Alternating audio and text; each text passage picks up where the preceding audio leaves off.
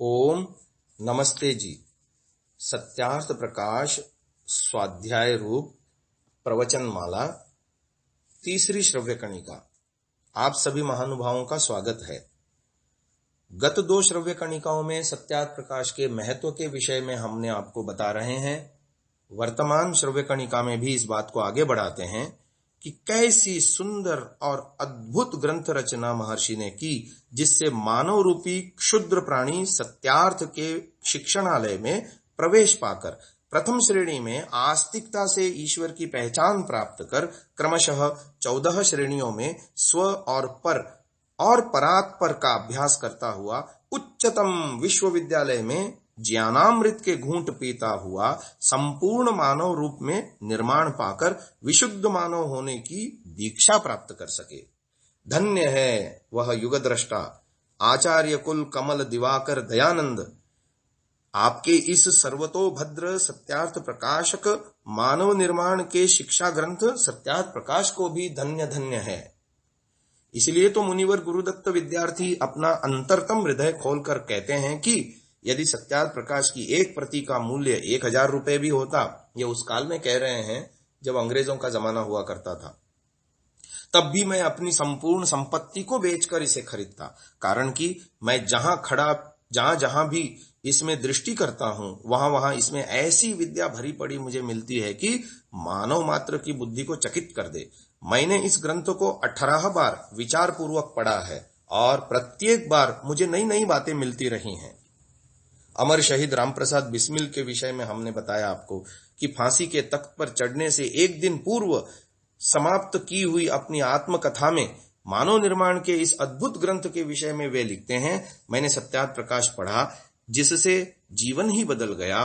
सत्यार्थ प्रकाश के अध्ययन ने मेरे जीवन के इतिहास में एक नया पृष्ठ जोड़ दिया।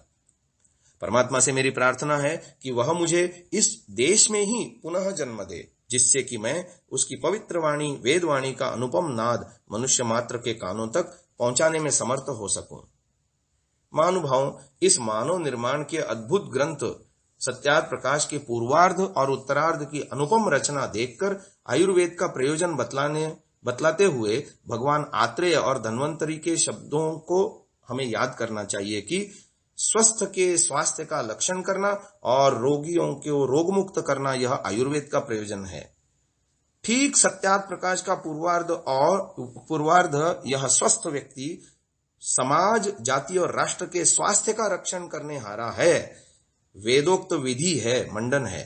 उत्तरार्ध यह बीमार व्यक्ति समाज, जाति और राष्ट्र के रोग का नाश करने के लिए है।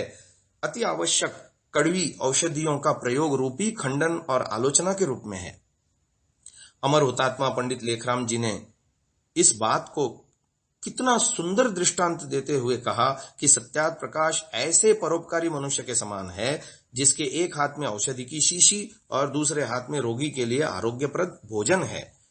जिसके उत्तरार्ध में औषधि है तो पूर्वार्ध में वेद रूपी स्वास्थ्य का मंडन रूपी आहार रोगी के लिए अत्यंत आवश्यक है।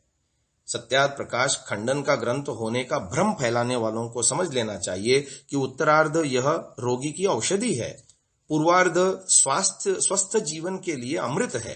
अतः स्वास्थ्य के रक्षण के लिए, बीमारी को दूर करने के लिए दोनों की ही परम आवश्यकता है।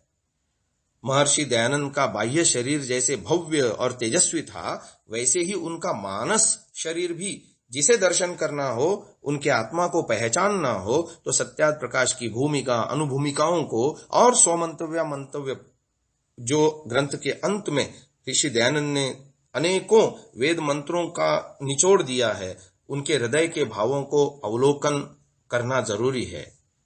यह देखने वाले को ऋषि के अंतर से मंथन होकर निकलता प्रेम, उदारता, नम्रता, विवेक, विनय और निष्पक्षता के दर्शन हुए बिना नहीं रहते।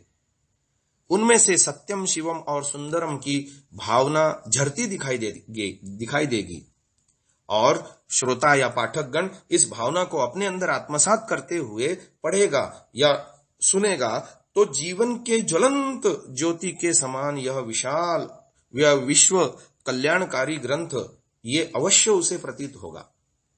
अब सत्यार्थ प्रकाश का प्रभाव क्या हुआ जन सामान्य पर, वो भी हम आपको बताते हैं। सत्यार्थ प्रकाश यह क्रांति का अग्रदूत है, विचारों की चिंगारी है, कभी न बुझ सके न कंपित हो सके ऐसी सदा प्रज्वलित रहने वाली दिव्य ज्वाला है। अज्ञान, अंधकार और अविद्या का तिमिर इससे दूर भगाया जाता है। एक बार सत्यार्थ प्रकाश पढ़े हुए व्यक्ति को कोई भी भ्रम में नहीं डाल सकता। कोई देशी विदेशी संप्रदाय या मजहब उसे धोखा नहीं दे सकता। विद्वानों की दोहरी चाल को वह तुरंत पहचान लेगा। एक सामान्य कोटि का मानव भी इसे पढ़कर बड़े बड़े धर्माचार्य, पंडित, पोप, पादरी, मुल्ला, मौलवी के वाक जाल में नहीं फंस सकता, मत मतांतरों के घेरे में कैद नहीं हो सकता। इसलिए आजादी के विजय योद्धा स्वातंत्र्य वीर विनायक दामोदर सावरकर लिखते हैं, सत्यार्थ प्रकाश की विद्यमानता में कोई धर्मावलंबी अपने मत की बड़ाई नहीं मार सकता। हिंदू जाति की ठंडी नसों में गर्म लहू का संचार करने वाला यह ग्रंथ अमर रहे, यही मेरी कामना है। सत्यार्थ प्रकाश सामान्य मनुष्यों को देवत्व की ओर ले जाने वाला प्रकाश स्तंभ है। इसीलिए ही तो लाला लाजपत राय कहते हैं, गुरुदेव दयानंद रचित सत्यार्थ प्रकाश मेरे जीवन में प्रकाश करने वाले सूर्य के समान है। इस बात का समर्थन करते हुए डॉक्टर श्यामा प्रसाद मुखर्जी ने कहा, युव निर्माण तथा चतुर्मुखी प्रगति की भावना से ओतप्रोत यह दिव्य ग्रंथ एक महान प्रकाश स्तंभ है। ऋषि दयानंद ने देश तथा समस्त विश्व को सत्यार्थ प्रकाश के रूप में जो अविनश्वर वसीहत प्रदान की है, यह उनकी प्रकांड प्रतिभा का द्योतक है। जिस ग्रंथ ने लाखों आत्माओं को शक्ति प्रदान की है, सत्यार्थ प्रकाश ने लाखों करोड़ों भूले भटके हुओं को जीवन का पथ प्रदर्शन दिया है। यह बतलाते हुए पादरी C.F. एंड्रयूज कहते हैं, मैंने भारत में आकर सच्चे हिंदू धर्म का परिचय सत्यार्थ प्रकाश के स्वाध्याय से प्राप्त किया है, कारण कि मार्ग भूले भटके मनुष्यों के लिए यह पथ प्रदर्शक है। एक अनन्य प्रभाव सत्यार्थ प्रकाश का एक अनन्य सांप्रदायिक, धार्मिक, साहित्य और विद्वानों पर पड़ा है। ऋषि दयानंद द्वारा उत्तरार्ध में सप्रमाण की हुई समीक्षा से संबंधित संप्रदाय मजहब पर इतना तीव्र प्रभाव पड़ा है कि उन्होंने अपने ग्रंथों के मंतव्यों को तर्क और आधुनिक विचारों के आधार पर प्रस्तुत करना शुरू कर दिया। अरे गप्पों में विश्वास करने वाले यह पंथवादी अपने ग्रंथों के तर्क और विज्ञान विरुद्ध गपोड़ों की वैज्ञानिकता सिद्ध करने का प्रयत्न करने लगे। धर्म ग्रंथों में परिवर्तन करने जुट पड़े सत्यार्थ प्रकाश के कारण।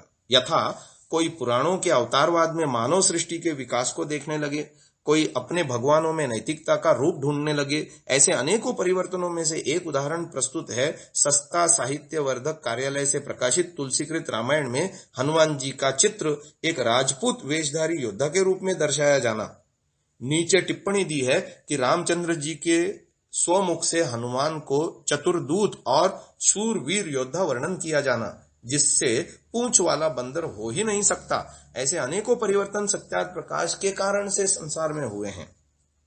ईसाई धर्मगुरु पादरी डॉक्टर J.T. सेंटरलैंड के पुस्तक the original character of the Bible में ऐसी विस्तृत समीक्षा को हमें देखने को मिलता है, तथा वर्तमान में इंग्लैंड के विख्यात बिशप जॉन रॉबिन्स का 1962 में प्रकाशित अर्नेस्ट टू गॉड पुस्तक इसका प्रमाण है। और इसी प्रकार इंग्लैंड के प्रसिद्ध चर्च के बिशप डॉक्टर जेनकिंस ने भी निडरतापूर्वक विचार प्रस्तुत किए हैं कि चौथा आसमान में खुदा का रहना, यीशु का वहां जाना, यीशु का एकमात्र ईश्वर पुत्र होना, बाबा आदम और हव्वा का स्वर्ग से उतरना, यह सब कार्टूनों के विषय हैं। मरियम का कुमार्यावस्था में मां बनना यह कपोल कल्पना है, तथा चमत्कारी बातें आदि ये सब ढोंग मात्र हैं। यह वैचारिक क्रांति सत्यार्थ प्रकाश का ही तो प्रभाव है। इस्लाम में भी मौलवी अशरफ अली थानवी तथा जैसे विद्वानों का कुरान का अनुवाद, सर सैयद अहमद का उर्दू भाष्य, अहमदी संप्रदाय के मौलवी मोहम्मद अली M.A. का अंग्रेजी भाष्य आदि इस प्रकार के परिवर्तन के अनेकों नमूने हम देखते हैं। इस प्रकार सत्यार्थ प्रकाश के प्रभावों से पुराणों के पाठ बदल गए, बाइबल का रूपांतरण हो गया, कुरान के मायने बदल गए। यह सांप्रदायिक मनोवृत्ति का परिवर्तन, वैचारिक क्रांति सत्यार्थ प्रकाश की महान विजय है। सत्यार्थ प्रकाश के स्वाध्याय से अनेक पौराणिक पंडितों, ईसाई बुद्धिजीवियों, कुरान के प्रकांड प्रसिद्ध विद्वान मौलवियों ने अपने संप्रदाय मजहबों को छोड़कर वैदिक धर्म की दीक्षा ग्रहण की है, जीवन भर उसका प्रचार प्रसार किया है। ऐसे नामों की सूची बड़ी लंबी है। यह सत्यार्थ प्रकाश के अद्भुत प्रभाव और महानतम विजय का ज्वलंत प्रमाण है। इसका वर्णन करते हुए कवि कितनी सुंदर पंक्तियां लिखता है। पोल खुलते ही पुराणों का महात्म घट गया, बुद्ध की बुद्धि बंध गई, मद जैन मत का घट गया, दम घुटा तौरेत का, छल बल जबूरी कट गया, जी जला इंजिल का, दिल बाइबल का फट गया, सामने कुरान के ले वेद चारों अड़ गए, मार मंत्रों की पड़ी पर आयतों के झड़ गए, डूब कर गहरे दलादल में गपोड़े सड़ गए, कुल हदीसों के हवाले भी भंवर में पड़ गए। महानुभाव, ये वचन थे कविवर चमुपति, पंडित चमुपति एमए के। इसके साथ हम इस श्रव्य कणिका को यहीं विराम देते हैं। आगे की बात अगले श्रव्य कणिका में करेंगे। ओम।